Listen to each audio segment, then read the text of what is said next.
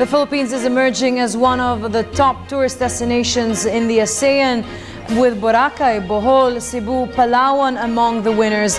There is also great promise for Sulu, Tawi-Tawi, Basilan and other provinces of the autonomous region of Muslim Mindanao, which will soon be the new Bangsamoro entity. Tourism Secretary Ramon Jimenez stressed there is a great future for the country to sustain economic growth with the boom of tourism in the next 10 years. This report.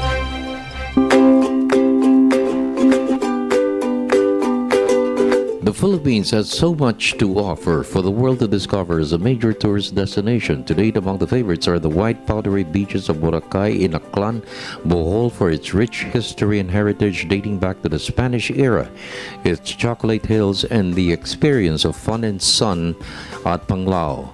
Travel to Palawan's underground river adventure, the world-famous beaches of Coron and Amanpulo. There's more to discover in 7,107 islands. With the advent of peace in the new Bangsamoro entity to replace the autonomous region of Muslim Mindanao, it will boost further arrivals of foreign tourists and domestic travel. Among the destinations are the Turtle Islands of Tawi-Tawi. Sulu is another paradise ready to host tourists.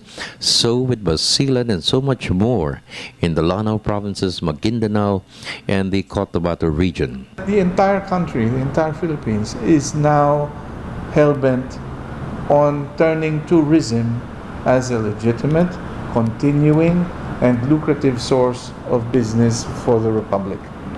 The implication of that for the next 20 years is mind-blowing, because the investments we are making will mean that within the next 10 years we will have roughly about 12 different international gateways in the Philippines. In other words, 12 ways to enter the Philippines.